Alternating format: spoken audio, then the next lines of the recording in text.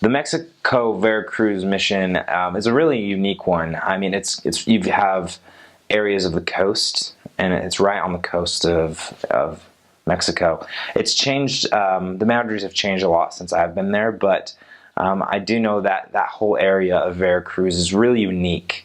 It's a very special place. You've got the coast, you've got the tropical area along there, but you've also got areas in Veracruz that are high up in the mountains and get really cold, and there's even a mountain with snow on the very tip of it.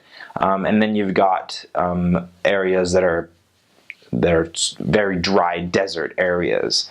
You've got very rich areas, and you've got very, very poor areas. I served in an area that only a few months before I got there, they just got electricity. So it's like, and we'd have to cross a river in a canoe to get to their homes. And so you find a lot of different places, but the general feeling of it is a very tropical area, very humid. It's very hot all year long. There's one temple in Veracruz, and I'm not sure how many stakes there are.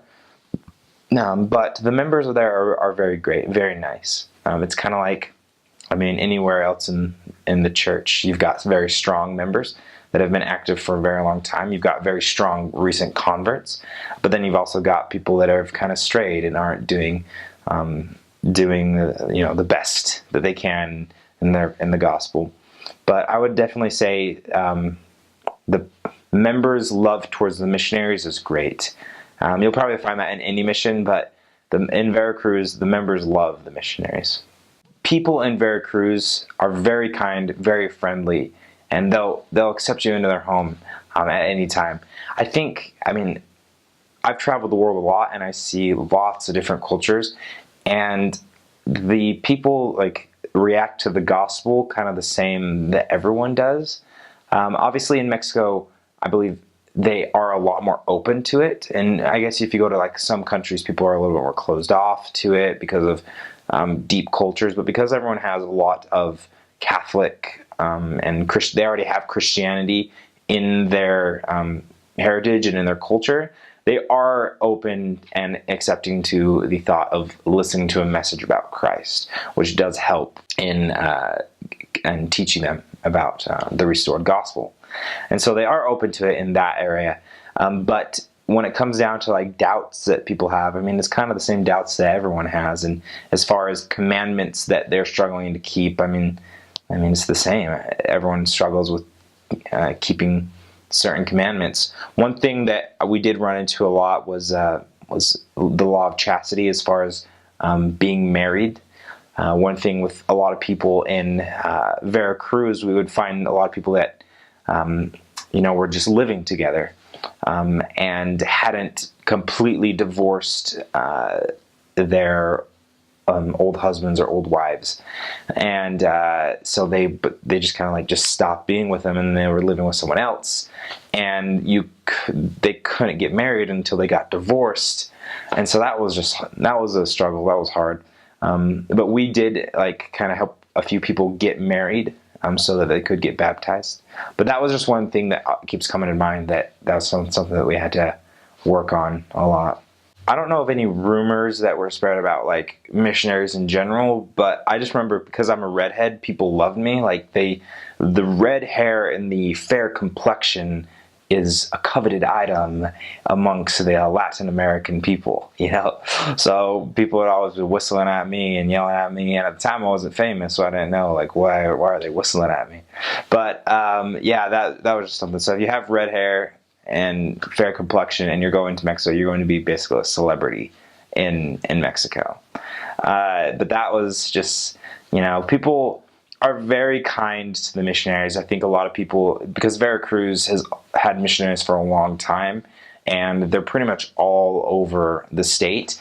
Everyone, I think, is familiar with the missionaries, and so people are genuinely very nice. I really never had anybody do anything bad to me. I heard maybe 2 times in my entire mission of a missionary getting robbed, or held at knife point or something, but never a kidnapping. So for the most part, everything was really safe. The areas that I served in was, first I went to a small town called Cuichapa. My trainer and I, we opened this area. It was a very small town and kind of in the very south. I'm not sure if it's still part of the Veracruz mission, but we opened that area. And then we went to an area close to that called, in the zone, Minatitlan. And that, I served in an area called San Cristobal and another area called El Roble. They were very small towns. One of those towns was the town where I had to cross a river to get to people's houses, and they had only gotten electricity a few months before that. We actually had to like change our schedule so that we would start earlier in the day, because everyone started earlier in the day. And like it was crazy. We would go to bed a lot earlier too, because like if we stayed out till 9:30, no one was awake, so we had to like end early. From there, I went to a place called Las Bajadas, which is funny because Las Bajadas means the dumps, and or the slums, you know. And it was kind of like that. We would like to get to some people's houses, we would go through the dump, and it was just kind of like, yeah, here we are, missionaries walking through the dump. So I served in Las Bajadas for a little bit, and then I went to a place called, I didn't open an area, but I went to a new area called Anton Lizardo, and this was a very special place. It was near a naval base, and that was one of my all-time favorite areas. It was kind of near the temple, and so we'd have zone meetings in the chapel by the temple. Anton Lizardo was great. I love that place. It was right next to the beach too, and so you kind of got, it was cool. It was a great time to be, it was a great area to serve in. After Anton Lizardo, I went to a place called Coatzacoalcos, and that's where I served the first time in a city. You know, I was in an area that was just blocks, and I'm not sure exactly which area I was in Coatzacoalcos, but I was just in the heart of the city of Coatzacoalcos. And then after Coatzacoalcos, I went to my last area in San Andres Los Tuxtlas, and that's a very special area as well. I was a zone leader there, and I just loved it. It was great. That was where I ended my mission. The mission is really big for Mexico. It's a big mission. It covers 3 states. And the Aguascalientes mission is a mission that does not give up, ever. It was hard finding people to commit, but when you found them, and they really accept it. And there are people ready there. There really are. Sometimes you feel like there aren't, and I'm sure that's with every mission. Sometimes you're like, oh, there's no one here, but there are, and it's your job to find them. And I would say the mission is, yeah, it's a mission that doesn't ever quit, regardless of what happens in the mission. My president was very good with us and very positive, and same with our leaders. And the Aguascalientes mission it's the best mission. It's the best mission because it was my mission. My president always said that.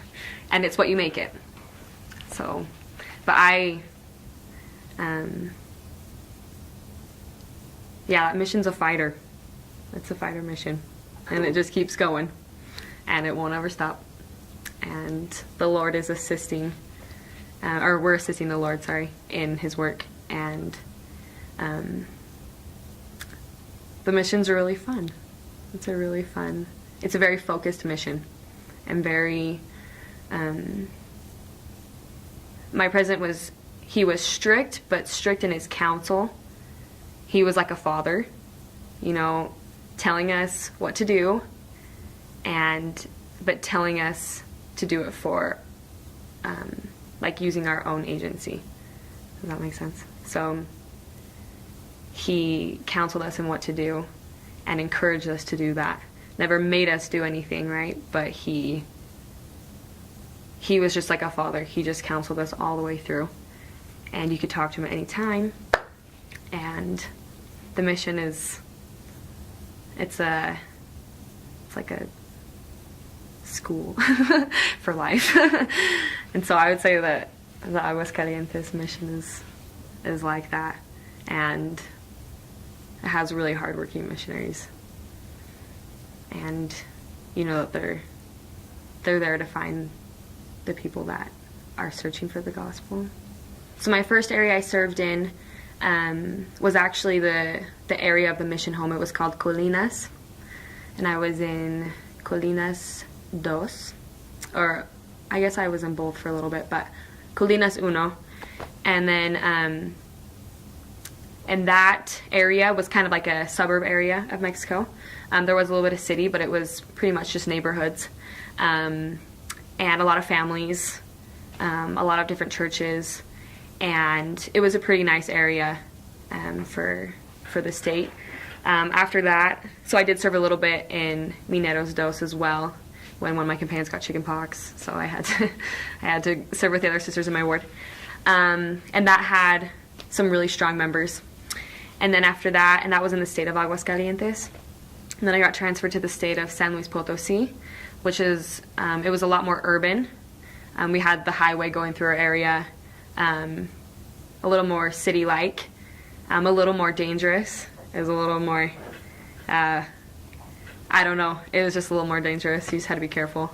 But there, the ward was pretty small, and that was a little bit tough, that area, but I was there for a while. But it was really fun. You saw people from people that were pretty wealthy to, you know, people that live in little concrete homes. So you see everything, and within the ward itself, it's like that. But I would say every one of my areas was like that. And then that area was so fun. I loved that area, and I was there for a while. And we had to switch houses meanwhile, and it was just really, it was good. And we walked to church every Sunday, and there were multiple wards there, same in Aguascalientes. And then after that, I got transferred to Mineros in Zacatecas. I love Zacatecas. I was there for about 8-9 months, my mission. There are a lot of mountains there, and just a lot of random houses just like sprinkled all over the mountains. A lot of hills. We would run in the morning to try and get used to all the ups and downs, because every morning we have to climb this giant hill like to get up like past our house, and it would just like kill you sometimes. But I love that area. It was actually really cold there too. I was there during Christmas time. The members there are awesome. There are a lot of new converts there that are really strong, which is cool. And I would say something interesting about Zacatecas is at one point there were a lot of members that were getting baptized, and then after that it kind of like slowed down a little bit, and there were a lot of like less active members and stuff, but it's picking back up, and I feel like that was part of our job there, was to pick it back up, because it was definitely struggling. But also with the new converts there too, like they were just killing it. They were so strong, and they were actually like the leaders of the ward, and so they had a big responsibility, and the Lord knew they were totally capable of doing it, which was awesome. And in that area, that was a hard area. I learned a lot about how it doesn't matter what recognition you get for what you do on the mission. I would almost always leave right before maybe someone got baptized or something big happened, and I definitely needed to learn that. But I learned that it doesn't matter, and I had the opportunity to play a little part in a lot of different conversion stories, which is awesome. And then after that, I got transferred to a little village in Zacatecas called Jerez.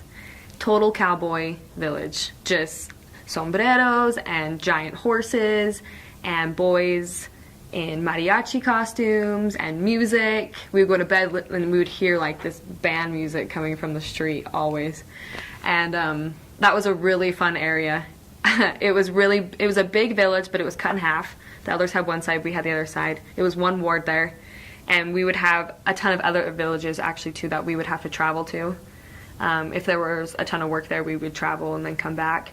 And it was really spread out from the mission. We'd have to travel to go to meetings and stuff like that. But I loved that area. It was so fun. You'd cross rivers to get to where you needed to go, and you saw animals all the time, and it was really, really fun. Kind of a crazy town, a lot of alcohol, a lot of things you don't want to see, but it's a very amazing town, very historical too. It's a very pretty place, and I was there when it was a little bit hotter. And you'd see donkeys, and some areas were really consecrated with a lot of houses, and then some areas it was just like a giant field, and there'd be like 3, and you just gotta go talk to them. It's so fun. I love that area so much. And then after that, right before I went home, I got transferred back to Aguascalientes to an area called Morelos, and I finished there. And that ward is so strong there. It's a huge ward. I think there are like 3 set of missionaries when I was there, and it was such a good ward. And in our area, they had just opened it, if I remember right, not too long ago, and it was kind of struggling.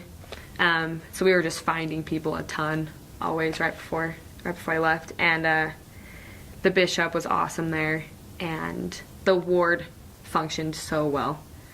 And after being in some other wards that we were kind of helping put back the pieces together, after being in Morelos, I was like, oh my gosh, like, we're gonna be fine. Like, there are members that are just on top of things, and when they work together, it makes a huge difference.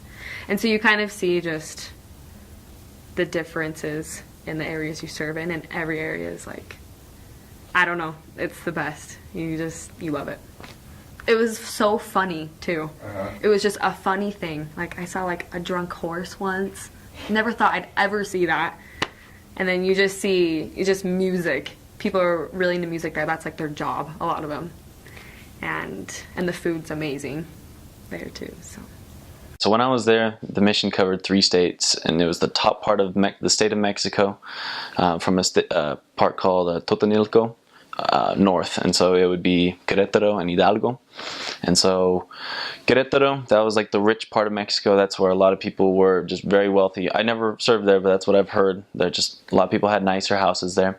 Hidalgo, that's where the country folk are. They all speak really funny. It's all country, shack houses, lots of dirt.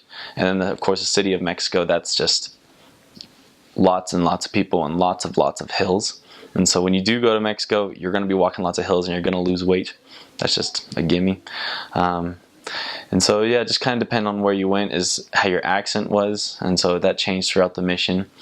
The church there, it's grown really, really fast. When I was there, 3 chapels were built and dedicated while the 2 years I was there. So one of the areas I served in at the beginning of my mission, there was a house of prayer, and so we served there, and then a certain amount of people had to be in the ward constantly for them to get a chapel. And so 2 transfers after I left, they had enough people, and so they started building a chapel. So before I went home, they already had a chapel there, and so I went back to there just to see the chapel. And it's really beautiful, and it was cool to see that a town that before had nothing, just a little house of prayer that the church rented, to now like a really nice building. So it was cool to see that. On average, it just depends on the ward, but the least members I had was in the house of prayer, and that was usually around 80.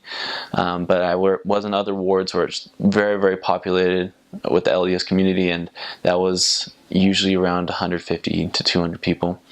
But there's, like, I was in Cuautitlán Izcalli for a long time, and yeah, just every few doors there was somebody that's a member of the church. And so also in our mission there was Tula, and that's pretty much the Salt Lake City of Mexico. That's where we were told that all the Mexican members first started, and that's kind of where the base was at first. And so people there have been members forever.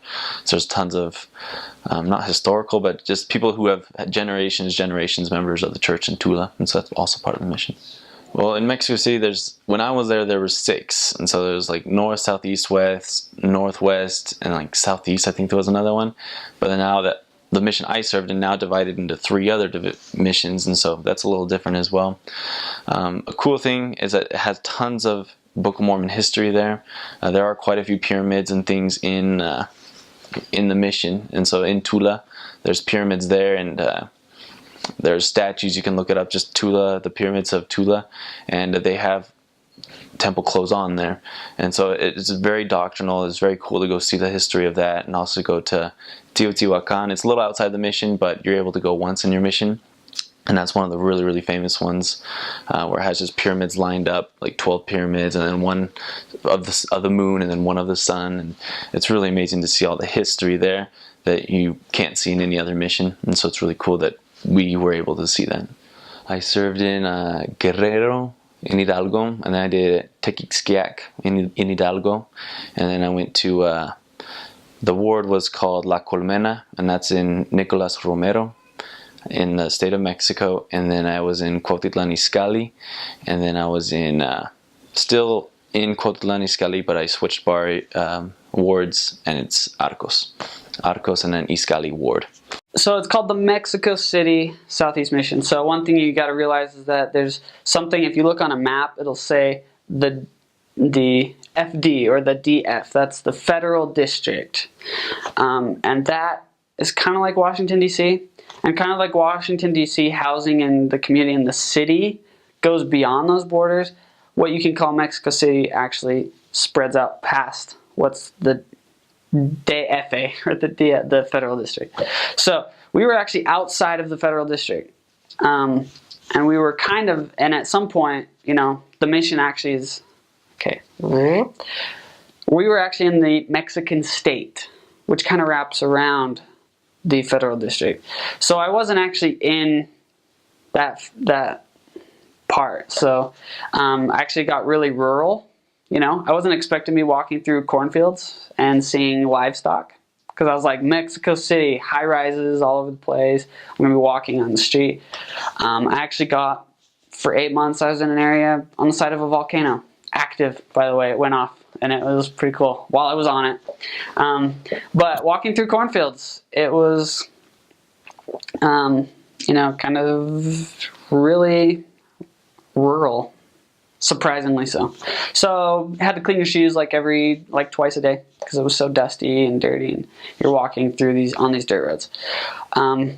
But the mission is a conglomerate of the East Mission and the South Mission.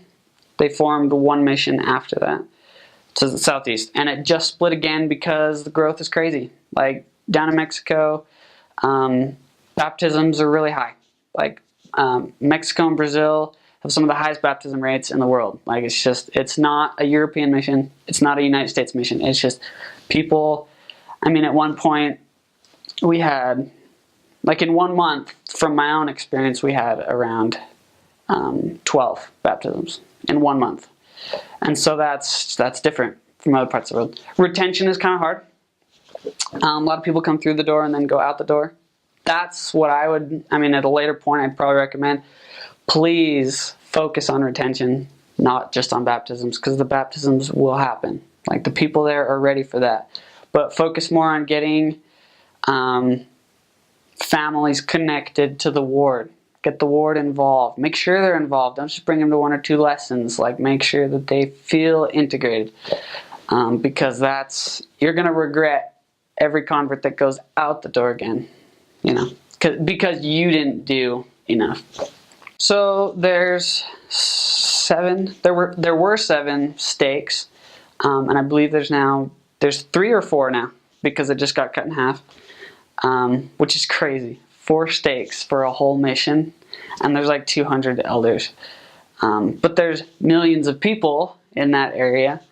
But wards, I mean, I was in a ward of 200. And then I was in another ward of, you know, like 100. But they're usually kind of up in that range, like 100 to 200 people. One of the wards, I mean, honestly, on the books, it had about 1,000 members. But about 800 of them were inactive. So, like I said, retention is hard. Lots in, lots out.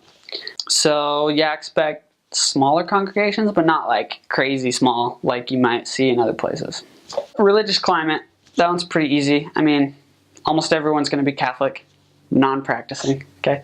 And basically what that means is they don't go to church except for, they probably don't even go on Easter, or, well, they might go on Easter and Christmas, but besides that, they'll just go for their First Communion, their baptism, their other ordinances, the sacraments, right, if you study it at all. So they do their sacraments, you know, and then That's it. And they have parties at the church, and that's the extent of their religious life. And then there's a Christian group, which I mean is like 1 in 10 people you'll meet will be like, yeah, I'm a Christian. You know, they actually study the Bible, get together for 4 hours each Sunday, and they just blast the music out. It's fun, but they're more Bible bashy. Those Christian people. I mean that makes sense. And the Catholics are more kind of just, you know, entrenched in their tradition, and they don't want to change just because that's how things have always been. And they feel like they're betraying past generations. They're betraying their parents. And in some cases, you know, if a child says, you know, I want to be baptized, mom, dad, the parents will feel like that child is distrusting them. Like their judgment wasn't good enough to say, I had you baptized as a baby. Unfortunately, that's how it is, so you'll run into that a lot. So, I don't know, work with the parents. Lots of kids, you'll find probably that there's lots of kids of inactive parents or non-members that you want to baptize. Just make sure that you get with the parents and you explain it and you teach them the doctrine, because I mean maybe it's foreign to any parents or other people that served in missions that were very well structured, and you know, missionaries had cars and that, you know, I don't know. Here it's a little looser. The Mexican culture is a little looser, and a lot of times you'll get away with baptizing some 9-year-old kid just because, you know, yeah, his parents said okay at one point, or his parents are not opposed to it. You know, none of that slippery stuff. Like just be straight up with the parents. You'll find out it works great every time. You'll understand that once you're there. So they actually, in my mission, they paired the white or the American elders with a native companion. And we had missionaries from all over. I had a Colombian companion, I had an Ecuadorian, a Peruvian, from all over the state of Mexico, dealt with elders from Honduras, Nicaragua, Panama. So they kind of come from all over, but they'd always kind of pair an American with those natives to keep them focused and keep them kind of on that obedient track and that productivity, because that's not their culture. Their culture is really kick back, relax, and they're the ones that want to sleep in sometimes and do those things.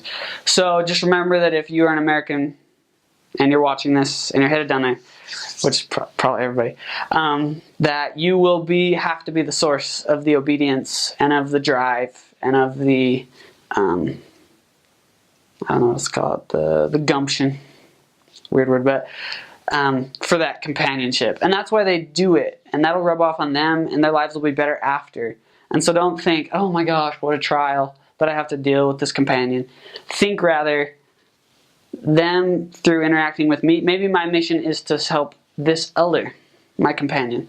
So, and in doing that, you bless thousands of lives after that, because he goes home and he rethinks the direction his life is taking, and he becomes a bishop or a stake president, and he changes so many lives. So remember that your companion might be your mission for the time you're with him.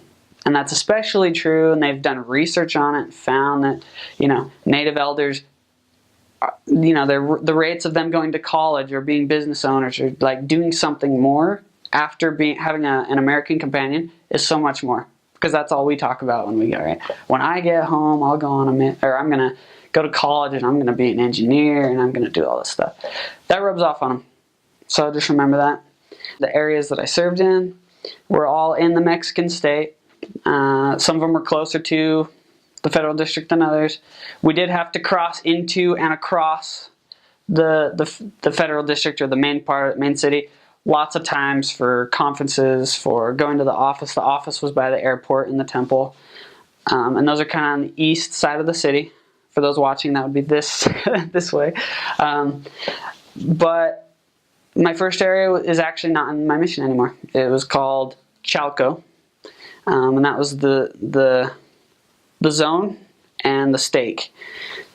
But I was in an area called Vicente Guerrero, and it was huge. Like, it really was huge. No cars, no bicycles. You had to walk it. There were like 13 in little cities in it, spread out, and you had to walk through them all. So it was a lot of walking, and that was fun. My second area was on the side of the volcano called San Pedro Nechapa. and it actually had 4 wards. It was super cool. So it was about 3,000 people, 4 wards of about 200 members each. So high member population in this little town. Everybody knew everybody. After 8 months, I knew everybody. I knew all the rocks and the dogs too, but that's a different point. So after the volcano area, I then moved, and the zone was called Los Volcanes, the volcanoes. And then I moved as close to the city as I ever got. Crazy place, millions of people, hundreds of thousands of people all crammed together. I guess the area was called Chimalhuacan, and my actual ward and area was Xochitenco. And so I actually met Americans down there. They were living down there. It was weird, but so that was that area. That was a lot of fun. After that, I went back to Chalco, and I was in the Chalco 1 ward, the first ward of Chalco. And then after that, I went back to the volcanoes, the Los Volcanes, in Ameca 1 and 2 wards, first and second wards. Gosh, man, it's when you live something in one language, it's hard to translate to it. But anyways, that was great. So, and I had varying experience, as a trainer and as a district leader and as a zone leader, and that was really fun. So I got to see lots of those places. The prettiest place was Los Volcanes. Very green, cornfields. You had these volcanoes silhouetting. Smoke was coming out of that volcano every day, all day. So it was really cool. The ugliest, dirtiest, kind of smelliest place was the closest to the city, the big human crush, and that was Xochitenco. And so that was kind of that. And then Chalco's just in between. It literally was just in between geographically and kind of city and versus rural. So when you get down to Mexico, you're going to find that they are all tone deaf. They can't sing very well. And me and my companion, my American companion, we found that the spirit came like that if we were able to sing a hymn ahead of a lesson. Or if we even just showed up to, for anything, for food, we'd sing a hymn. The spirit would be there. They could really feel the power of it because it was something that didn't happen much to them. They didn't have beautifully sung hymns in their sacrament meetings or in other places. And so I would say number one thing to do in your lessons, if you can, if you feel like you've been blessed with any sort of voice, sing a hymn. Sing a good hymn, all the verses before you start a lesson, and watch what kind of miracles that does.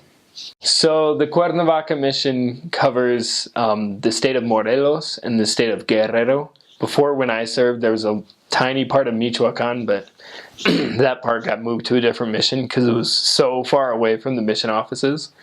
But now, everything's within a few hours. There are lots of stakes. To be precise, I think there were 14 zones that may not be true. I don't entirely remember. I think that's how many there were, or 10. It was 10 to 14. There may be more now. I know that they've added an area in the eastern part of the coast. There are lots of stakes up, and a lot of areas or a lot of zones will have more than one stake, especially in Morelos, where early on the missionary work just kicked off. And so there are a lot of members up in Morelos. And Guerrero, it's a little more spread out. It's also a big state. Morelos is really compact. Just a lot of cities and small areas in a small state. So in the Cuernavaca mission, it's really common for a little less than 50% attendance, maybe less. There was a lot of work to do with less active members. So we actually did that a lot because early on in my mission, we were okay with knocking doors and stuff. And then my mission president said, no, it would be better if we work with the less active members and got referrals from them, and that actually increased the spirituality of my mission. We were able to help people and not focus so much on just getting good numbers, but also helping people spiritually. So yeah, the there's a lot of work to do with the less active members because there have been a lot of baptisms and not a whole ton of focus on retention. And that's kind of where the focus is going to now, at least like towards the end of my mission, and I'm sure like it's still continuing, is, you know, getting people baptized, but like making sure they understand so that they, you know, so that there's retention, so they stay after. Because, you know, there are a lot of religious sects down in Mexico, the primary one being the Catholic Church. You know, that it's huge down there. They like to worship La Virgen Guadalupe, which is like Virgin Mary, but tan. I don't know the entire story. Didn't particularly worry myself with that. But a lot of them will say like, oh yeah, I'm Catholic, you know, in quotation marks, which means they like don't go to church, but you know, they still like affiliate themselves with the Catholic Church. And so a lot of times if we don't, you know, like help them out to understand the gospel entirely before they get baptized, that same attitude goes towards the Mormon Church, where they get baptized and then they say like, yeah, I'm Mormon. Like they'll stop going to church because it's kind of this attitude of like, let them be. There are other religious groups. They're Jehovah's Witnesses, a lot of them, and especially in one of my areas. And a lot of times the missionaries will get distracted from the message that they're trying to teach and like start fighting with these other groups. It's really easy to do, to get really angry, because they'll try and fight with you. They'll try to like tell you you're wrong, pull out scriptures on you, and you know, the only thing you can really do at that point is testify. You can share with them, like if they have honest questions, you can share with them the answer. But a lot of times in those situations, they don't actually want an answer. They just want you to kind of get angry. They want that spirit of contention. And the spirit of contention isn't of the Lord. And so obviously, like, missionaries shouldn't have that spirit of contention. Because in like Latin America, you tend to baptize more than in like Europe and stuff. There's also a focus on like, you know, getting a lot of baptisms. And when like the baptisms go down, people flip out, you know, zone leaders will start chewing you out because you're not getting as many baptisms as maybe the missionaries before. Like, you might not be getting as many baptisms as you were before. And it's really easy to get all caught up in the politics and in the like numbers game. But something that my mission president taught me more towards the end of my mission that I wish I would have applied more during my mission was to focus on loving the people, and then the numbers will come. That's what he would say. I don't particularly mean like, oh, if you just like love people, like you'll get 1 million baptisms, but that's what matters, is that you're serving people and that you're honestly concerned with their well-being. You know, that's a huge problem dealing with the retention, is that like, you know, a lot of missionaries were more concerned with getting a baptism than with helping somebody progress in the gospel. And so before they were ready, before they understood completely, they were just getting them baptized and then kind of leaving them on the wayside. So I just feel like it's really important to have the Spirit with you in lessons and not just like teach things to check them off a list. You don't want to just say like, oh, like in order to be baptized, they need to hear me say this. But really help them to understand and to get their own testimony. That's why, you know, the Book of Mormon and Joseph Smith, that's why that part is all so vital, that they receive that testimony, because when they receive that, then, you know, it'll start to make sense to them that they need to get baptized.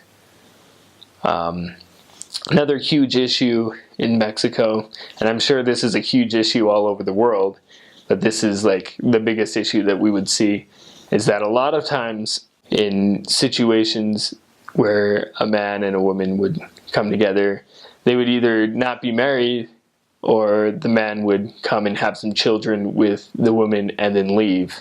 And so there were a lot of single mothers down in Mexico. And that was difficult because there's the rule that, missionaries shouldn't be alone with women. Like the male missionaries, elders shouldn't be alone with women.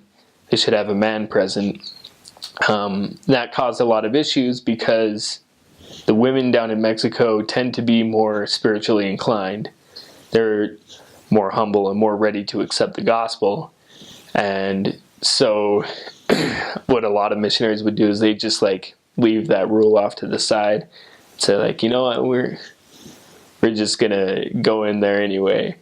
And around my time, our mission president really like choked up on that and said like, hey, you know what, there needs to be a member present in the lessons. You need to have a man there. And also like focus on finding complete families.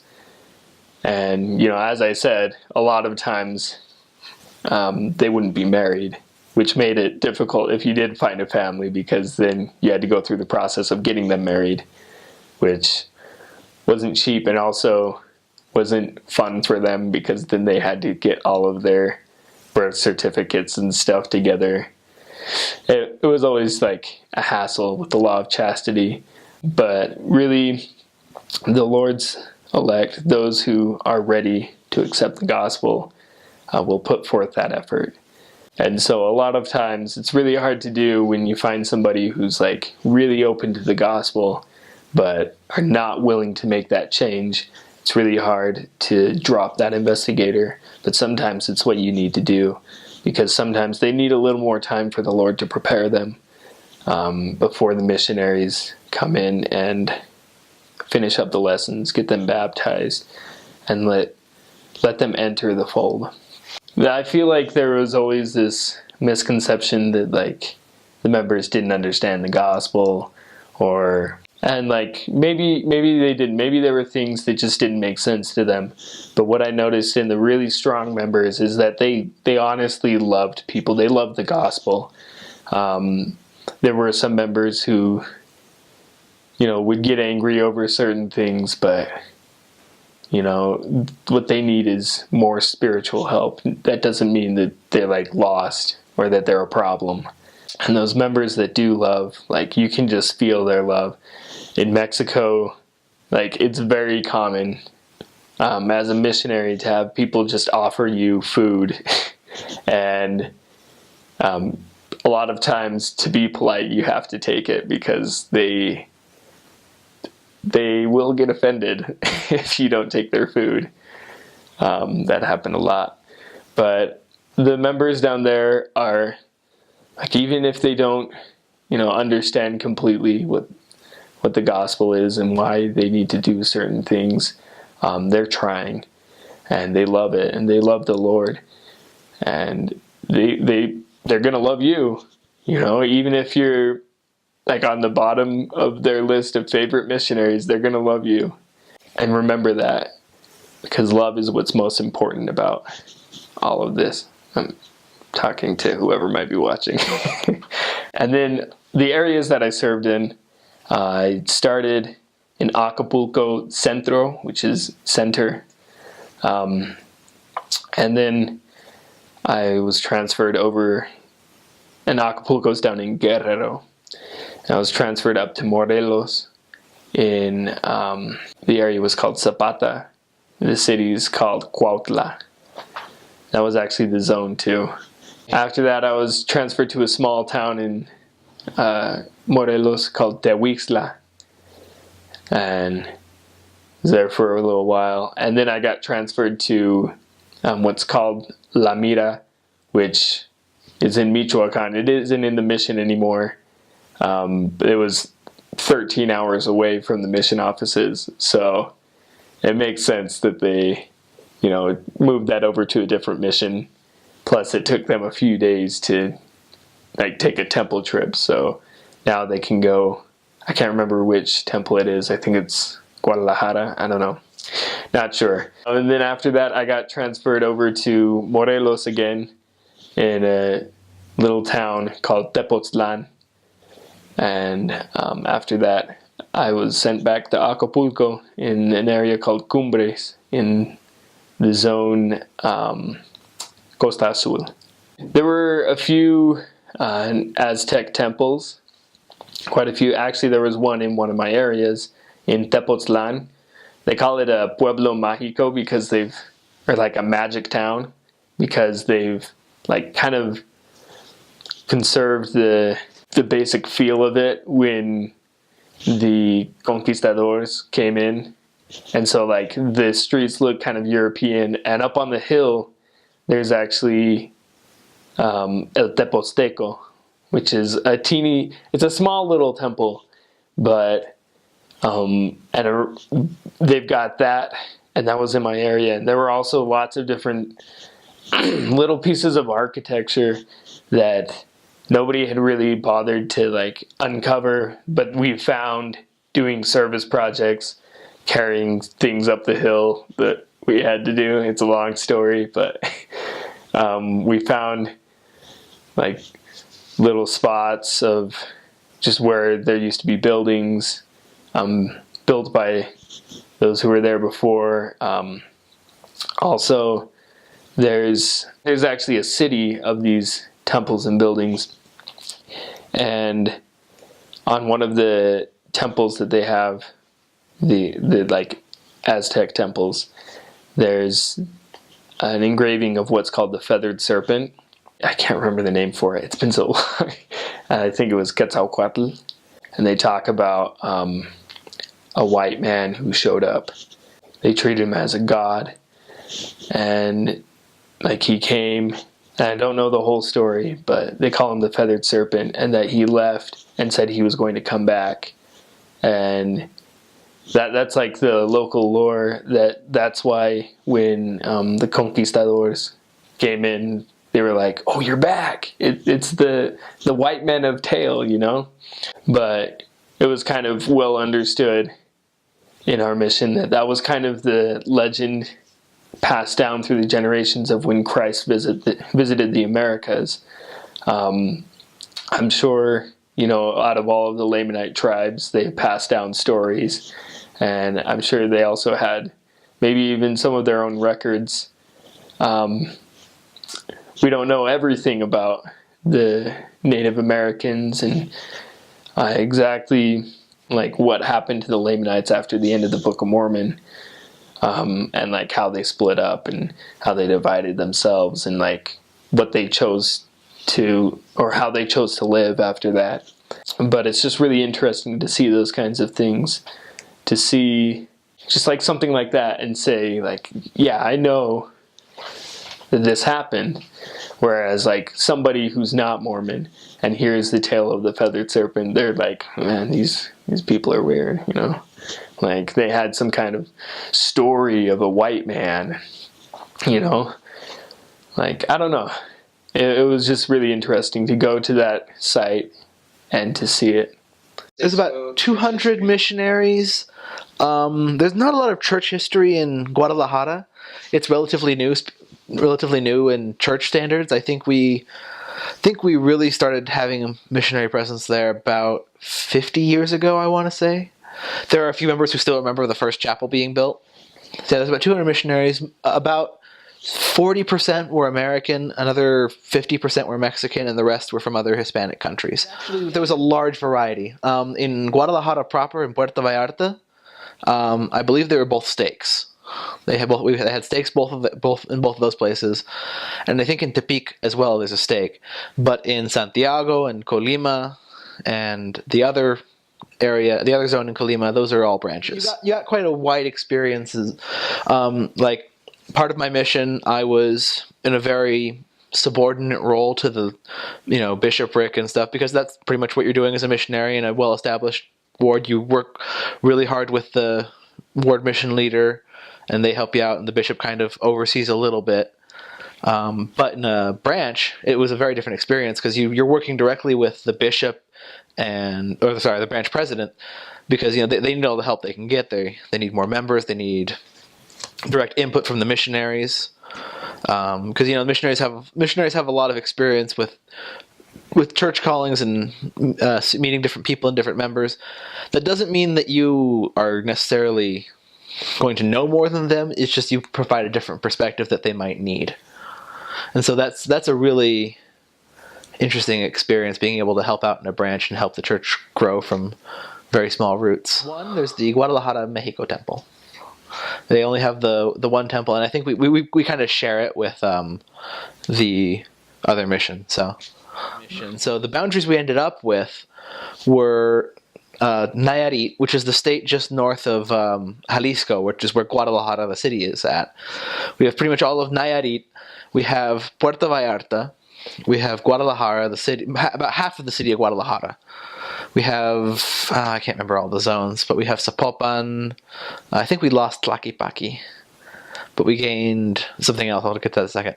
I can't remember all the zones. There's a Centro. But anyway, so yeah, we have half of Guadalajara, the city. And then to the south, we have Colima. And we have two cities in Colima. We have Manzanillo, and I never served in the other city, so I can't remember it off the top of my head. But if it comes up, I'll mention it again. A lot of it's coastal area. So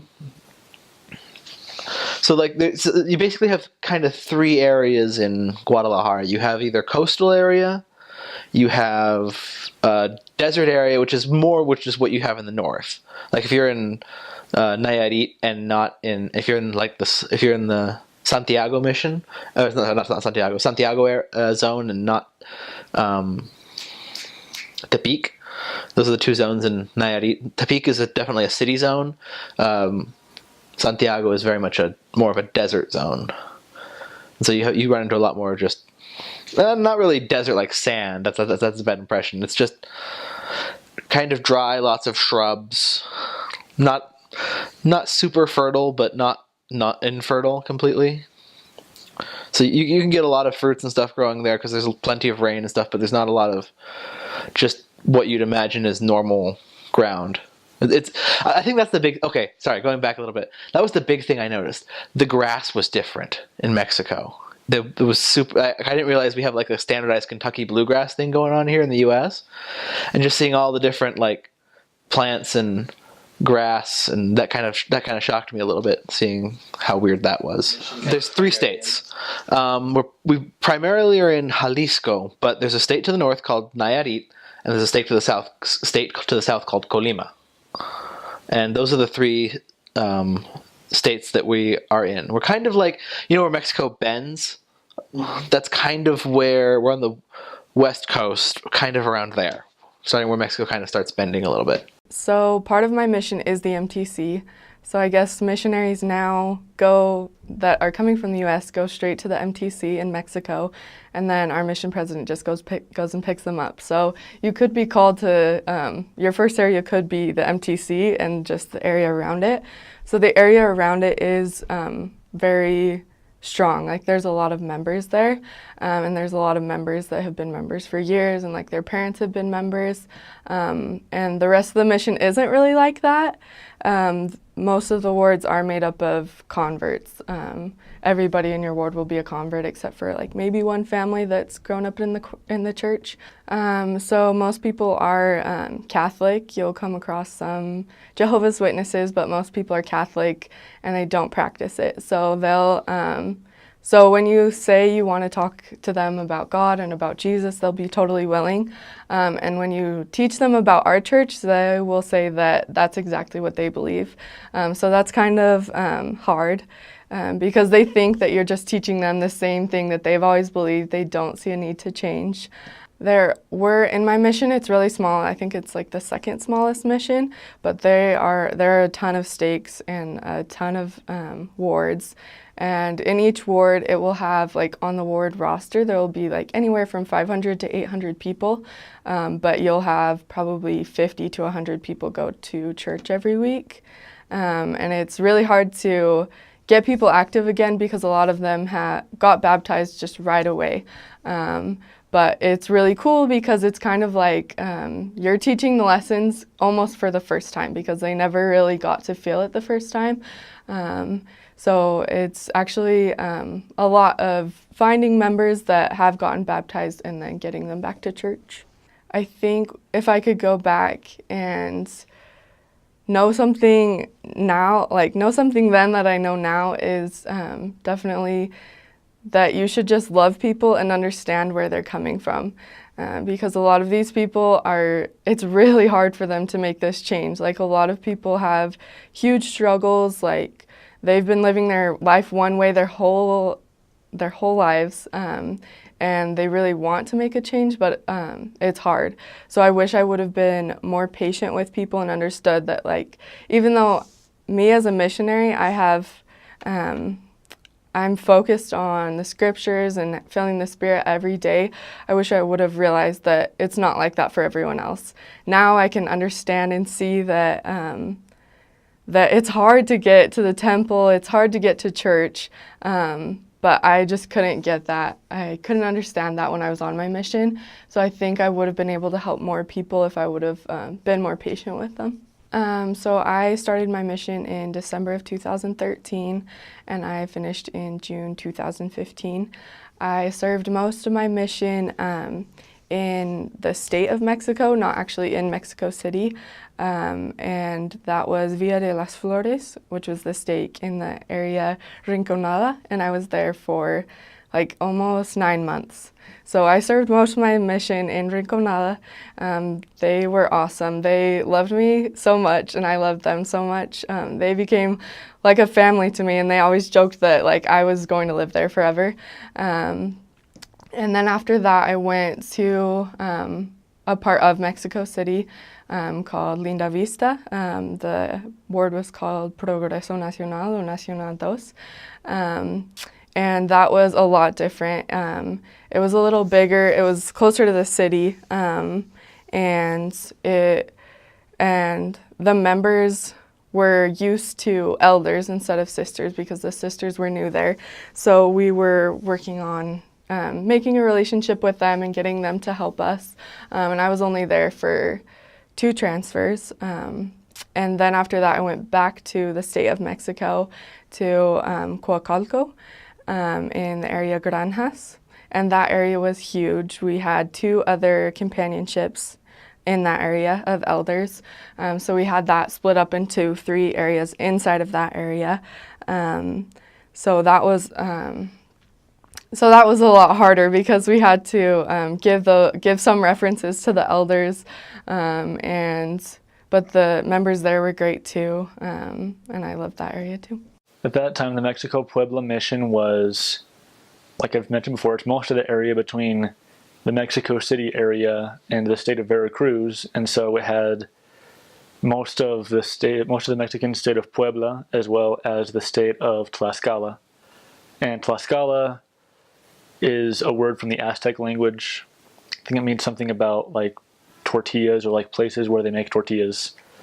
And there's a lot of places, like most of the places in the Puebla mission, both of the Puebla missions have a mixture of Spanish names and Aztec names, and that made it really interesting because writing emails home, I would have a hard time, first of all, learning how to pronounce the places, and then my parents wouldn't be able to tell anyone where I was at because they wouldn't know how to pronounce it. But they'd have places like, one of my areas the town was San Gabriel Ometoxtla, and how it got the name was the people that had gone through there, they'd arrived in this town on the day of San Gabriel. Every Catholic saint has like a certain day, so they arrived there on the day of San Gabriel, and then they looked around and they saw that there were 2 rabbits, I think it was, or at least this is the legend at least, 2 rabbits near where they founded the town, and the way you say 2 rabbits in Aztec is Ometoxtla, and so the town name is now San Gabriel Ometoxtla, and that's how pretty much all the towns are there except for Puebla itself. I don't really know what Puebla means, but so yeah, the mission is the states of Puebla and Tlaxcala. It's when the Spanish conquered Mexico, they went through the mission. Like, they had help from the people of Tlaxcala to help them conquer the Aztecs. Like, there's part of my mission has like the supposed road that they took when they crossed the mountains to go over into Mexico City. Another cool thing that happened in my first area actually, was all the events that happened on Cinco de Mayo. Cinco de Mayo was in Puebla, and so they have these forts on a hill in the middle of the city, and they're, as far as I know, they're still the same forts from the time of the battle. And so you go there, and it's a huge thing. When Cinco de Mayo comes around in Puebla, unless there's something really wrong going on in the city at that time, it's like the city and the state fair and all these different things going on at once. People have a good time just going and seeing these different all the different things that Puebla has to offer. All the merchants coming in with stuff that they can make and sell it in different parts of the state. They don't celebrate it anywhere else either. Like, Cinco de Mayo is pretty much just a holiday they celebrate in Puebla, and then it's an excuse, I guess, here for everyone to go ahead and get drunk and party in the U.S. But in Puebla, that's their thing. There's the differences between what we in the U.S. think of as Mexican food and what they eat in Mexico. Something that you hear about all the time, but for example, if you go to Mexico and you ask for an enchilada, you aren't going to be getting this big old fatty tortilla filled with all sorts of things with huge amounts of salsa on top. It's probably going to be a smaller tortilla with maybe a little bit of, like, I don't know, like ripped up pieces of chicken in there, long and thin, with some sauce on top. But it's not the big thing we have here in the United States. Another thing that they have in Puebla specifically is this sauce that's called mole, and they pretty much just they have this stuff called mole poblano, which is how you say it's from Puebla, and it's like a chocolate salsa kind of thing. And so it's this weird mixture. Like, it tastes good. It's a kind of an acquired taste though, because it's like, you've got the sweetness from kind of the sweetness of the chocolate combined with the spiciness of it being a salsa. And I think the story goes that it was made one time back 400 or 500 years ago, that someone, like some big person, like a Catholic bishop or something, was traveling through the area, and made a surprise visit to Puebla, and so they didn't have any actual, like, really big meals they could make, so they just kind of emptied out their pantries and kind of mashed it all together, mixed it all up, and that was mole. They had some chocolate and some peppers and chilies and different things, and it came out. And so it's pretty good. Like I said, it's kind of an acquired taste, but you'll find it sometimes, and you'll find it poured on top of burritos. You'll just find it poured on top of just plain chicken. You'll just eat it with tortillas. You'll find it in tamales. That's how I got used to it, was eating it in tamales, and then when I had it in larger quantities, I was already kind of used to it, so it didn't really make me all that sick, and it was pretty good.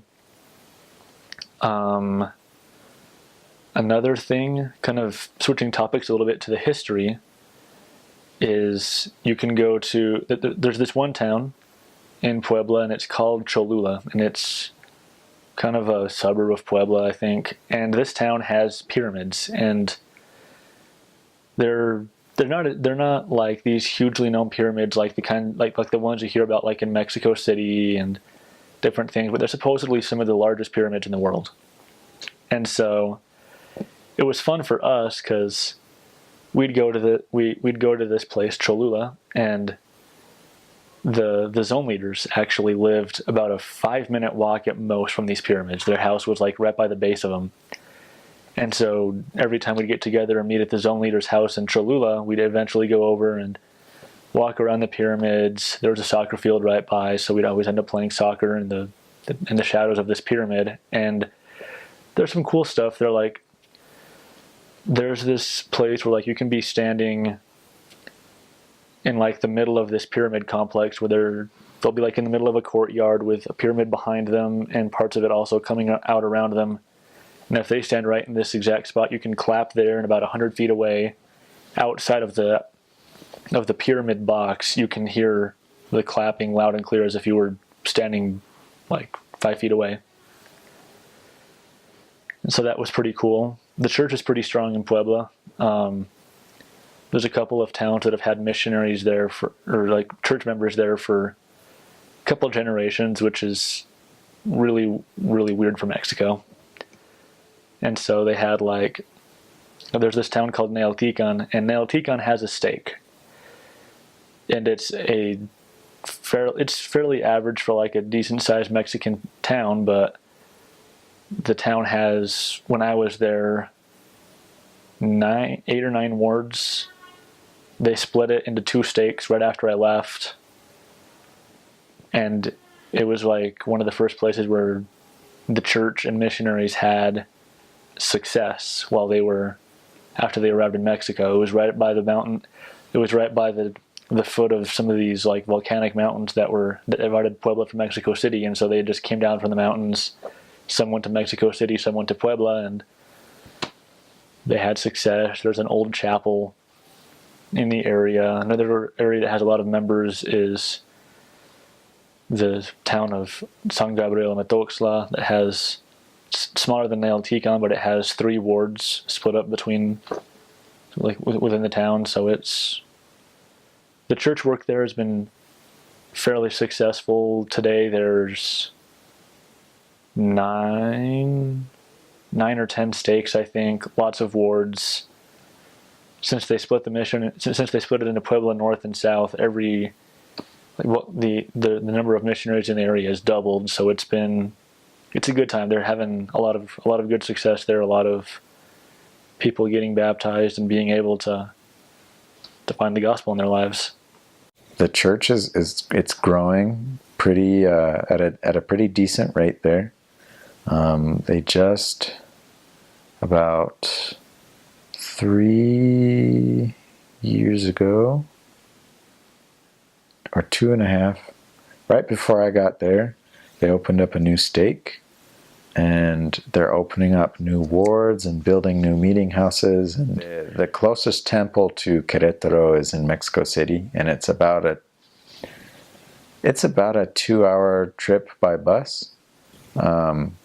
But I heard members talking that if it keeps growing at the rate that it is right now, they'll probably see a temple pretty close to that area in the next few years, or at least an announcement. So that'll be cool.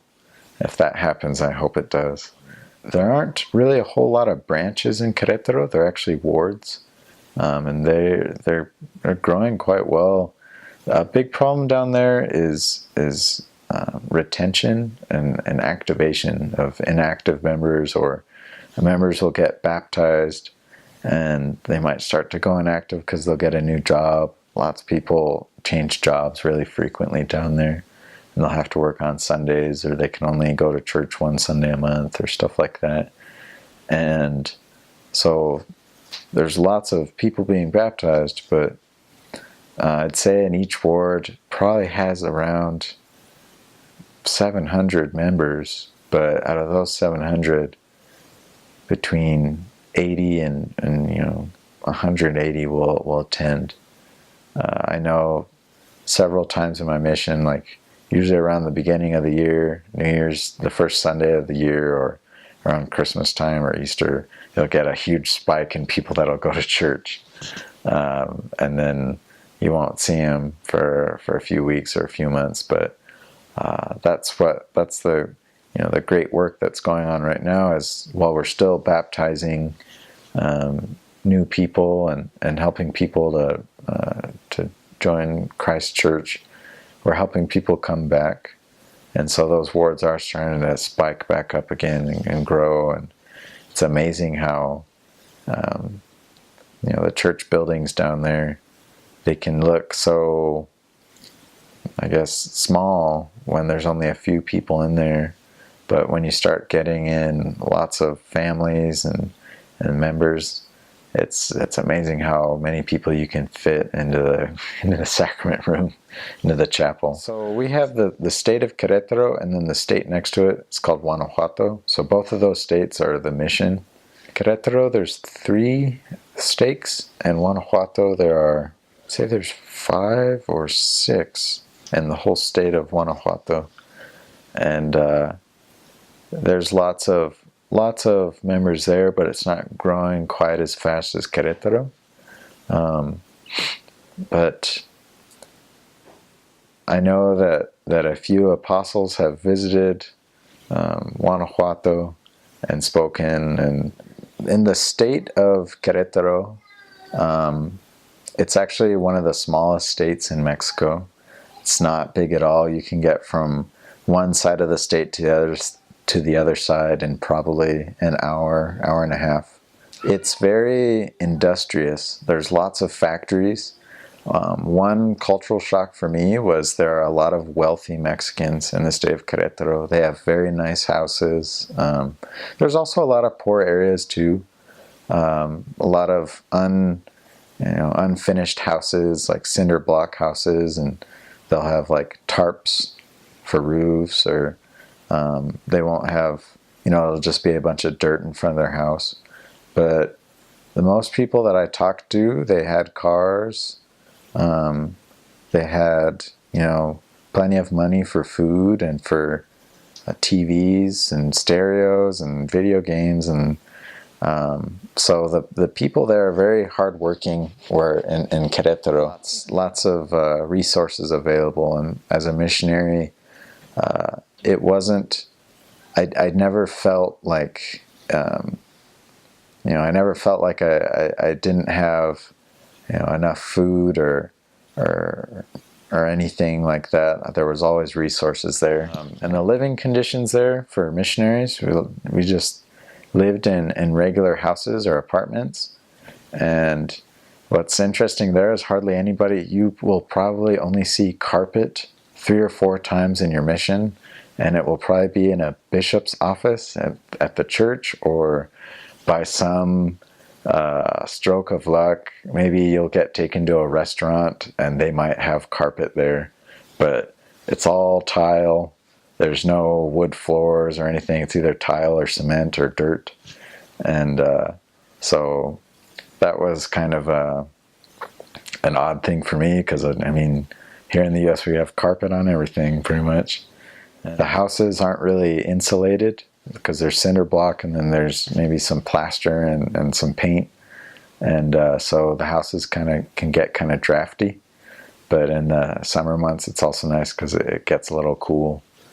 The Leon mission, about 2 years ago, they split it in half and took a few parts of it that were Aguas Calientes and a place called San Luis Potosi, and they made that its own mission, and they called it the Aguas Calientes mission.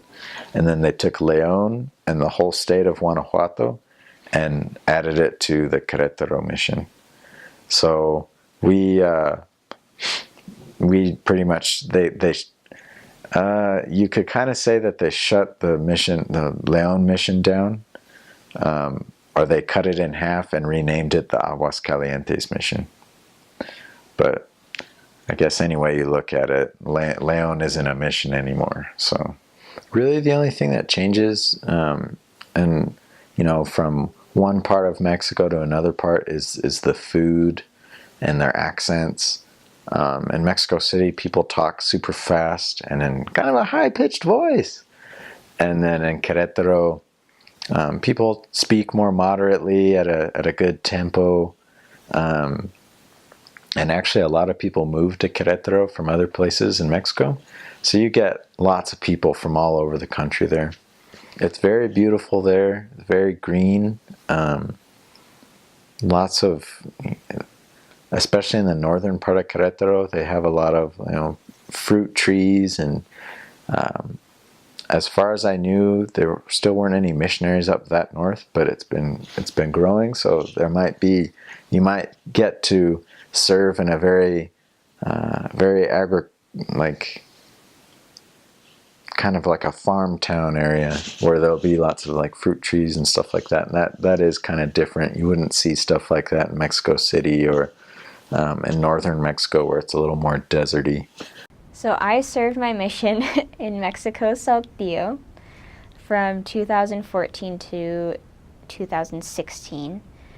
The mission, Mexico Saltillo, or Saltillo, Mexico, is in a state called Coahuila. So in Mexico, they have states just like they do in the U.S.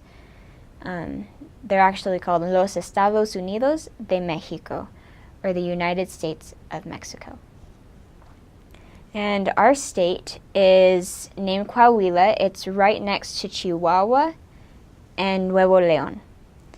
So if you're looking at the map, and if you look at Texas, we're right on the border of Texas, and there's that curve in Texas. Coahuila is just stuck up in that curve. So some of our areas were on the U.S.-Mexican border. The city of Saltillo, the capital, is down at the bottom of Coahuila. So our whole mission is Coahuila, which is very large. It's about the size of Utah. So that's our whole mission, except for one little corner where they have their own mission called Torreon. So our mission was very large. It was very spread apart. I spent the majority of my mission in the capital, Saltillo, and I spent 3 months in a little town called Sabinas, which is farther north, closer to the border. In Mexican cities in general, the way that you get around it's kind of different. So the city or town is sectioned into things called colonias or colonies.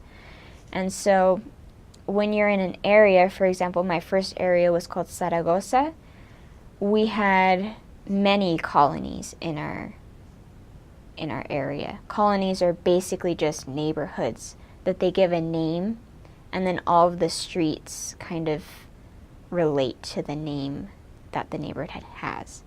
So for example, in one of my areas, there was a colony or colonia called El Salvador, and that means the Savior. And each of the streets had a name found in the Bible or a name of a Bible book. So there was Leviticus, Exodus, Galatians. There was another colony in my first area that was called La Amistad, which means friendship. And the street names were things like Cupid, Love, Romeo, Juliet, Aphrodite. So that was really interesting. So my first area, I was there for 6 months. It was called Zaragoza. And it was in Saltillo. It was a really good area. My second area was Sabinas. That was the city that was farther north, near the border, kind of near the border. That was also, I was only there for 3 months, and then I was sent back to Saltillo, where I had 2 more areas, Sarco and Oceania. Just a little bit about Saltillo. Something interesting about it is when I was looking up my mission online, you get onto the Wikipedia page, and basically the first thing that you see is the Detroit of Mexico. And I don't know about you, but when I read the Detroit of Mexico, it doesn't really establish a lot of confidence in what it's going to be like. I was thinking, okay, Detroit, that kind of makes me think of like just not a very safe place. But the reason why it's called the Detroit of Mexico is because in Detroit they have a lot of factories, car factories, just factories in general that generate a lot of things. And most of those factories got moved to factories in Mexico, and the majority of the factories are in Saltillo. So that's why it's called the Detroit of Mexico, because all of the factories that were in Detroit are now in Saltillo. Saltillo is relatively big. A lot of people there. Let's see, what does it say?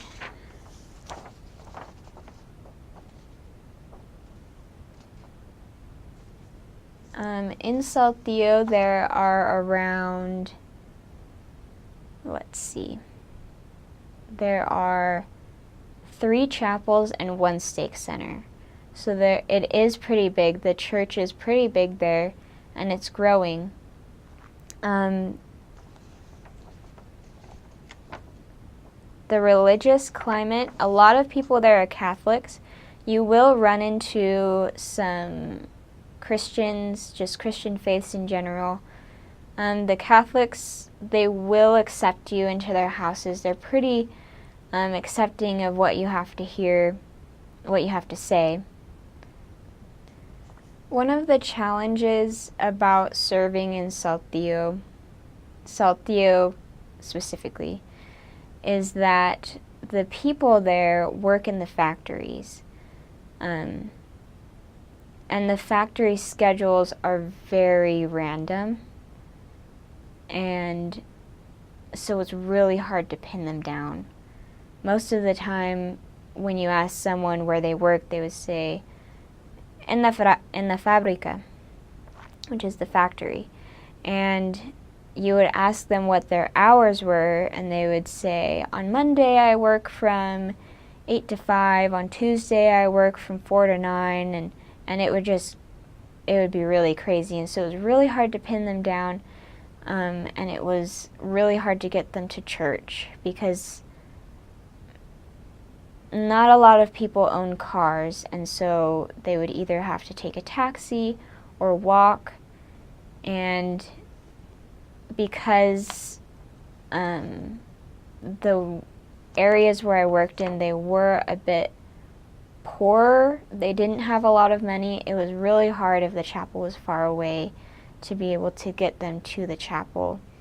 And because the members didn't really have cars either, you couldn't carpool. That wasn't really an option. They could go on the bus, but it was still cost money to get all of the family members there. So that was a real struggle, and something that we worked really hard on during my mission, but it was really hard to get people to go to church. And a lot of the people that get baptized do, if they don't have the members constantly working with them and fellowshipping them, then it is very easy to not have enough money to go to church and then just end up in this cycle where you don't end up going to church. So that was really hard. You ended up with a lot of less actives simply because they didn't have the money to get a taxi or go on the bus. So, dry, hot. The mission is large. There's Torreon, which is in Coahuila, the state of Coahuila. Then there's the state of Durango, and most of the mission is in Durango. And Durango is actually a lot cooler, much, much greener. So that's good. And then there's Zacatecas, which is at the very bottom, and that's actually very green, very beautiful. Gets a lot colder down there. So that's kind of your breakdown. So I actually never got to go to Zacatecas, but yeah, Torreon, total desert. I had a lot of areas at the edge of these cities, because here we're used to like having cities that connect to one another, but there that's not the case. It's city, nothing, other city. So you get to the edge of the city, and there's dust, there's sand, there's mountains, there's nothing. And that's kind of weird too. But also in Torreon, there's dust storms. It looks like rain. The clouds come fast, and kind of like in desert movies, you see those cloud storms. well, it's not that bad, but it's just like that. And all of a sudden, this black cloud comes towards you, and it passes you, and all of a sudden there's just sand everywhere, and like a little bit of rain, and so it's like sticking to you. So that is real. That will happen. And it's just dust storms, just dust storms. So that's interesting. It got to a little over 100 degrees every day of the summer in Torreon. Often you'll probably spend time, hopefully your apartments aren't terrible, but I had several little houses that we lived in that were like little ovens. And we sweated a lot in those during the summer. And so you just have to, there'd be times where I'd put a bottle of water in the refrigerator so that when you burst awake during the night from being like so hot and dehydrated, so that you can like run to the refrigerator and like chug the bottle of water and go back to sleep. I've also heard stories of people just like, putting it on them. That's it. I would at least do my face. Some people say they get in the shower, not that hardcore, but just like wet your face, drink some water, and go back to bed. But it's kind of toasty, both outside and inside your house. So don't think it's like there's not like centralized AC or heat. There's none of that. You either have a fan or a space heater, and the walls. That's it. So you got some extreme conditions. I had some, and there's parts of the mission that get really cold in the winter. So you wouldn't think it, but yeah, especially if you're in the mountains, it can snow. I saw some snow, but not in Torreon. It's not going to snow in Torreon. There are stores. Here we have like large grocery stores, but in Mexico there's a lot of little tiendas that are little family-owned stores that are on the corner near your house. And missionary homes, they tend to just missionaries gravitate towards those little tiendas because missionaries love food.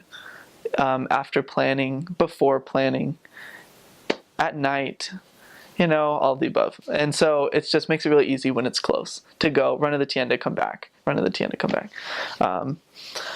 Yeah, great food. You're going to throw up sometimes. I threw up a lot. But, it happens. I kind of got over it. Sometimes the food was so good that I'd be like, oh, totally worth it,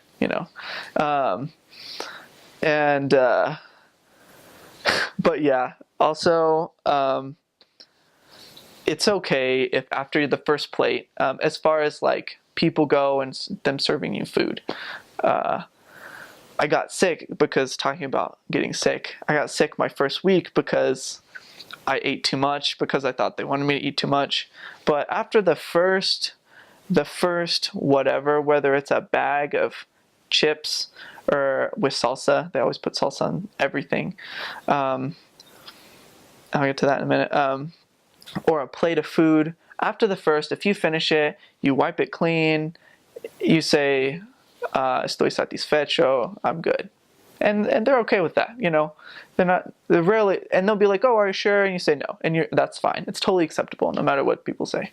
But if you don't finish your plate of food, that's no good. That's not good. But if you do ask for more, they will give you, it doesn't matter. You can't say a little bit more or just a little bit more drink. They give you full glass, full plate. So just know that.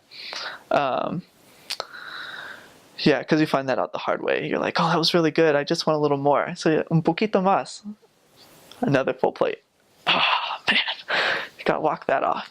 You got to have tortillas and salsa at every meal. And if they don't, they'll send their child to the tienda to get some. Regardless of the day, members of the church try to be good and have tortillas and salsa, for Sunday. But there are some, if there is not tortillas and salsa on Sunday, they will send their kids to go get some. It's just a staple.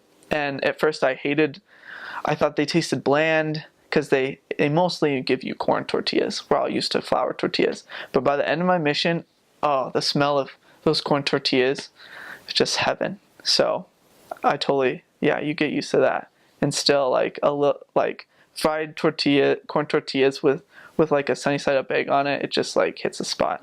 There's taco stands. There are street vendors, don't be afraid of them. I never once got sick from a street vendor. Great food, delicious. You just got to make sure you time things right so that you don't like mess up your schedule going to and getting food from these places. But they're fun experiences, and like I said, great. Oh, tacos and gorditas are to die for. So in my mission, it covers most of the state of Chiapas, which is the very far south state, and part of Oaxaca.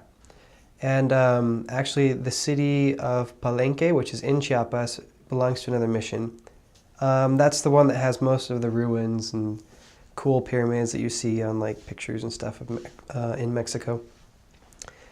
In my first area actually is where they have what's called the Rock of the Tree of Life. And that is like the depiction of Lehi's dream. So it was really cool. I went to see that, and I got to see that twice. It was really cool to see that, and also a couple of like small pyramids, I guess, that were like relics or whatever from that time period, which was really cool to see and see how it all ties in. And we were lucky because when we went, there was actually a LDS archaeologist there, and he gave us like the whole background on everything, and it was just really cool to see how the Book of Mormon tied into like all the things that we're seeing there, like with sacrifices and all that stuff, and it, like where the ideas originated from, and after like how the Lamanites developed their ideas and such, even up until the Aztecs and such. As far as the church in my mission, the church was actually, my mission was actually one of the first places that the church went into. My first area stake center was one of the first church buildings built in Mexico, which is really cool. The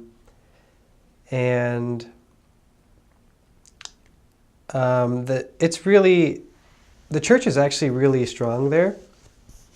There are lots of inactive members, but the members who are there are really strong, and everyone's super nice. I don't think I met very many people who were, just not happy. Like everyone's happy, everyone is enjoying life for the most part, even if it is difficult times. There's a lot of word of wisdom issues that happen. It's really common for people to drink in Mexico, which I feel like pretty much everywhere it's really common. So that is a hurdle that you have to overcome with a lot of people. Another thing is marriage, because marriage costs money, and lots of people either they don't want to or they don't have enough to pay for it. There's sort of this mentality of it's just a piece of paper. We don't really need a piece of paper to define a relationship. Not everyone thinks like that, but a lot of people do. So that's a hurdle. Another thing is, especially in my first two areas, families who have one parent from Mexico and another parent from a different country. And it's really hard to get people's paperwork in order to get them married. That's a hurdle that you have to overcome. That's a hurdle that I and a couple of companions, we had to overcome. But it makes it that much more awesome when it actually happens. When you actually find someone, who wants to take that next step forward and get baptized and finalize all the paperwork and get everything ready. It just makes it that much cooler because it's a lot of work, and you can see the change in them. You can see how the gospel is affecting their lives and helping them, to make better decisions. And so it's just more evident, because you can see all these steps that they're taking. And as far as like believing in God and Christ, I don't think I ever met anyone who didn't know about Jesus and like God. Everyone has some sort of religious background. There's nobody who hasn't really even heard of, some sort of deity, except for the part that they call Los Altos, and that's where the indigenous live. They don't really speak Spanish all too much, and they don't really send white people in those areas because lots of times they view white people as part of government, and they don't like government that much. They want to govern themselves and make their own rules. So, like, the natives feel like they deserve that since, they have been there for forever. Something that's cool about that is that there's over 40 dialects in my mission. The most common ones are Tzotzil and Mam. We actually taught a lady in Tzotzil, and that was in my first area. So that was kind of difficult. I learned, my companion spoke Tzotzil, so he was doing most of the teaching, but he taught me a couple phrases, and I invited her to be baptized, and it was really cool to be able to, teach by the Spirit as close as we could, as close as I could, because I didn't know very much. But it was really good experience for me to have because it helped me differentiate between, what I was thinking and what God knew she needed. Because I couldn't understand what they were saying, so when I had a thought pop into my head, I knew that it was coming from God. I knew that, that is his voice because I didn't know exactly what was going on. So it was really cool to see that and to work with my companion in teaching her. So I served from September 26th, 2012 until September 23rd of 2014. And I started off in Barrio Tapachula Central. That one is like downtown. Then I served in Tapachula Indeco. That one's more closer to the beach. Then I served in Jardines El Grijalva. That one is in Chiapa de Corzo.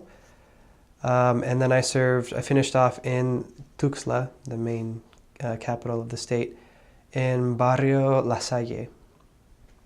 Lots of people think it's just Chiapas, and it's not. It's not even all of Chiapas, the state of Chiapas, because we don't have Palenque, and that's like where all the massive temple ruins are. It's a part of a different mission. I think it's Villa Hermosa.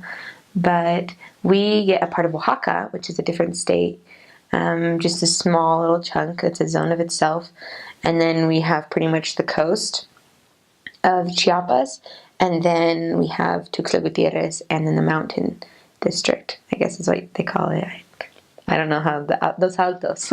And so there's lots of different climates. I thought it was going to be hot all the time. And when you're on the coast, it is hot generally. And I was there the majority of my mission. I probably served on the coast for over a year. And then I had just a handful of transfers I had 3 transfers in Tuxtla and 1 transfer in the Alto district. I don't know, the mountain district. And so I had to wear tights and scarves and sweaters during the winter because I was in Tuxtla and it's colder, and I had been in the south and on the coast, so it had been so hot, and then I came back and it was winter time there, and it was raining a little bit, but it was cold rain, and the wind would blow, and I got so cold, so I would wear my tights and I'd wear boots, and it was really funny because I never thought that would happen, but you need rain boots. It's about a block away from the president's house in Tuxtla. It's a small temple. I'm from the Spokane area, so it's kind of the exact same one, and I felt really at home. But it's I got to serve in that area, actually. My apartment building was right behind the temple, and I got to sleep. My window pointed straight at Moroni. I got to fall asleep, say goodnight to Moroni. It's really cute. It's really beautiful. People sacrifice a lot to go to the temple, and they try to do it a lot. There's a lot of need for couples missionaries, actually, down there. So if anybody wants to go, they always need people down there. It's a beautiful temple. And my first mission president, let us go when any of our converts got endowed or sealed. But my second mission president, he let us go once a transfer if we worked a P day for it, so we could switch a 1 P day for a temple day each transfer, which was really special. I actually got to serve in every zone, just in one way or another. So there are 6 stakes. There's 3 stakes in Tuxtla, and 2 stakes in Tapachula, and 1 stake in San Cristobal, which is in the mountains. And then we have districts everywhere, which is branches. Like, they don't even have wards in districts. So, yeah, I think there are 4 districts. So there are a lot of branches. Lots of the branches have a lot of members, though. I served in Arriaga. It's a small town on the coast. And there are 2 branches in the town because it's a district, so they divide it into branches. But each ward had about, I think, 500 members listed, but only about 50 came to each branch each Sunday, just because it's really hard. Elder Oaks came to my mission, and he talked about how it's hard for people who have grown up generation after generation Catholic to understand the need to go to church every Sunday. And so we really focused on teaching about the sacrament so they'd know why. I wish I would have known that, so I would have had more spiritual experiences about the sacrament before my mission. And I already had, but about going every week, because then you can testify to them why it's important, and then they'll feel a desire to come, and it would make a big difference in their life, I think. One of my best friends that I made down there was this little old woman. I think she's in her late 90s, Angelita, and she was one of the first members in Tapachula. She's just a little, just a wrinkled woman, just beautiful, and her eyes shine, and she would still teach the gospel to anybody who would listen. She's an amazing missionary. She would accompany the sister missionaries into her 80s until she was bedridden, and it hasn't been very long. I think it's been 50 years the church has been there. So they're all very pioneers. Like, there are a few people whose grandparents are members, but they're very strong stake presidents. There's this one man who was 70 who lived down there, but it's hard. There's not so much cousins, aunts, and uncles support going on. So they are creating their church history right now, and they're really up to the challenge. They're amazing members. Yeah. It's harder in the big cities sometimes. And you'll hear that because they're so busy. In Tuxtla, it was hardest for me because I lived right in the thick of this big apartment complex. My area was really small, and there's 2 big apartment. They're like neighborhoods, but they're all made of the same building. There's just blocks and blocks of them, and then the very richest area in all of Chiapas, which is so hard because you can't knock doors. You're not allowed to knock doors, and everybody has their Mercedes or their BMW, and they just leave their garage, and so you can't really talk to them. And then the other people are either working or they're in school. It's a university sort of place where all the students live. So they're working and going to school and going out to pasear, to go on walks and stuff.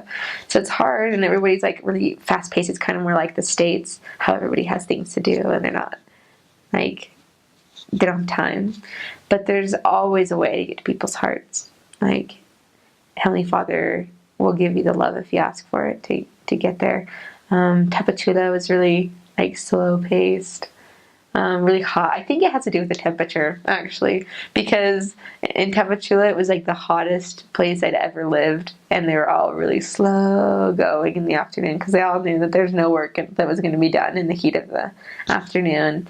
In Arriaga, it was so windy, like I could try to fall and it was like lifting me up, like the wind was so intense, and but it was hot oftentimes too. But because it was so windy, lots of people would be in their houses. But if it was hot, so they're also like slow attitude, and so they have time to talk to you.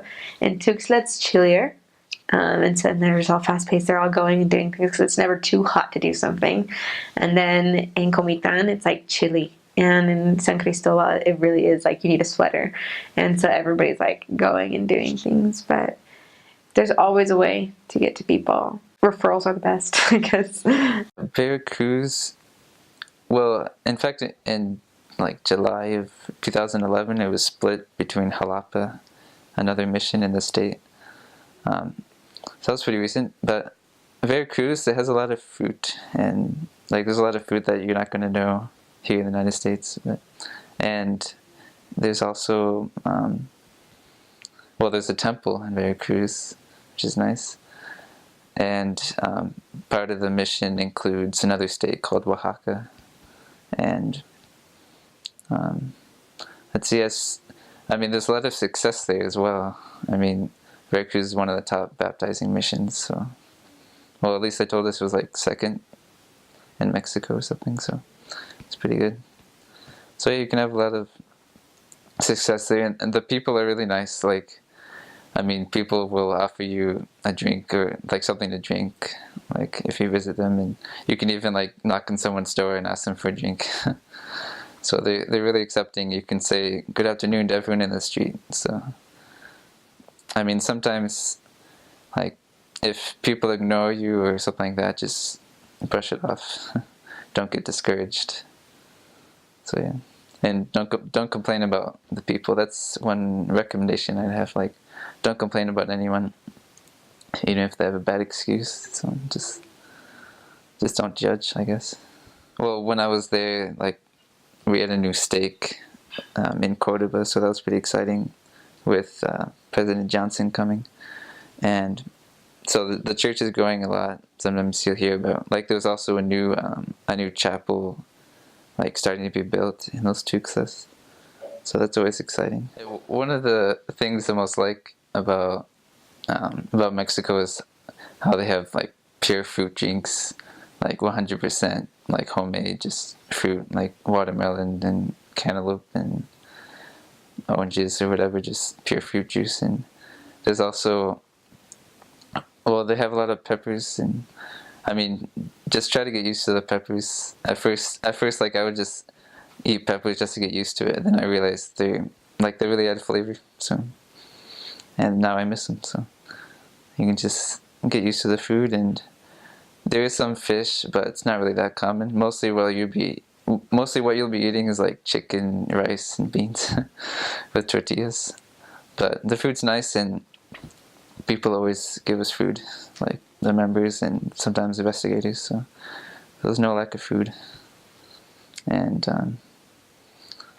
yeah, I guess as for fruit, I guess you'll find out when you get there. And there's lots of fruit like guanabana and guayaba and nanche, there's a lot of different types of fruits. So, like, there's a lot of like different languages other than Spanish. It's not really that common, but every now, like, there were a few times I got to know someone that, the Spanish wasn't their first language because they speak like a native language and like another tongue there. I served in Mexico. I served in the León, Mexico mission and the Querétaro mission because my mission split when I was like 8 or 9 months out. The climate where I served was very calm.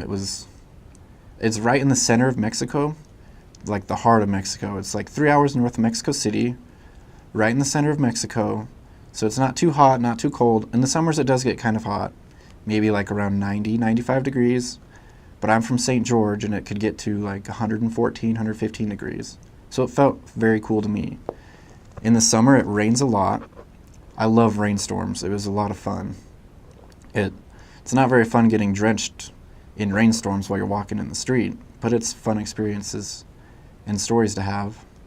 I served twice in the city of Leon, and that's a big city. I think it's like the 5th largest city in Mexico, and lots of people, what they do there, when what that city's known for, is leather. They take leather hides from cows or whatever, and they make shoes and purses and anything you can make from leather. They have stores there in the center of the city where you can go and you can buy ostrich shoes, alligator shoes, snake shoes, cow shoes. Basically, any animal you can think of, they make something out of it. So being in the city and walking around in Leon, you can smell like the dyes they use and like the preservatives, the things they use to make leather. The city has a very unique smell. And we're driving around on the buses and driving through town, and you just see massive amounts of hides being stretched out and dried out in the sun along the street. It's a really neat experience. In Mexico, we did a lot of walking and we did a lot of bus riding. We didn't really ride bikes. There were a few areas in my mission that had bikes, but not very many. So walking along the street, you get to know the culture pretty well because you get to hear the music that people play on the streets. You get to watch people working in the streets. They have lots of little shops where you can buy food, where you can get treats, and all sorts of stuff like that. You have to learn a whole new set of skills walking in Mexico because the sidewalks are not straight. The sidewalks are not straight. They're crooked, they're bent, they go up and down. They have trees growing in the middle of them, coming out. People's stores, they have little umbrellas and things sticking out so that the shops don't get rained on. And some of them are up above your head, some of them come down to your nose, some of them to your chest. So you have to keep your eyes open while you're walking. You can't just walk like you can here. I hit my head a few times, tripped a few times, but you learn. Walking around in the streets of Mexico, you get a lot of funny looks too, because, well, I was a minority there, so were some of my companions, so it would draw a lot of attention. People would yell at us, people would talk to us, people would try to come up and practice their English to us, which was great because we were trying to talk to a lot of people, and it made it really easy to share the gospel with people. Because some people would just come right up to you, or if you talk to people, they were willing to talk to you because they wanted to see if you could really speak Spanish, and they wanted to practice their English, and they wanted to know what in the world you were doing in their little town. And great conversation pieces. It's very interesting to me how the church is in Mexico. It's almost identical. The buildings look different, the way they're shaped, those sorts of things. But the organization of the church in Mexico is exactly the same. You have the exact same kinds of things, which just is another testimony builder to me that the church is true and that it really is organized by the Lord. Everything is the same. You have the same things. The members in Mexico are so loving and so caring, and there's certain people who just love the missionaries so much and they're just willing to have them at their house and feed them and take care of them. If you go to Mexico, you will be taken care of. The people love you, and you will get so much free food, so much good food. Teaching the gospel in Mexico is difficult, but it's also easy because they have a background of God. They already know who God is. Most of them are different religion, like Catholic, some Christians, but teaching people who already know about God is a lot of fun because you get to teach them who God really is and what He means for them and who they are. You get to show people how God is involved in their lives. You get to show people what God can do for them.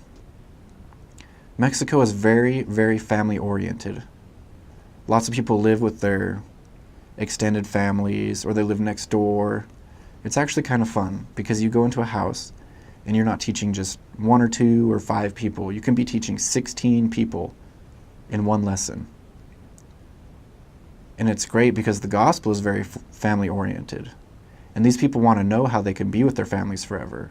The idea of that is very familiar to them. They want that. They want to be with their families. In my area, there was no temple. The closest one was in Mexico City. But the church is very well organized in Mexico. There were lots of stakes, lots of wards. I would say about 100 people go to church every week. That was about the attendance. The wards have probably 300 to 500 people, and 100 people come to church every week. So less active work is a big deal. Home teaching is hard for lots of people in Mexico.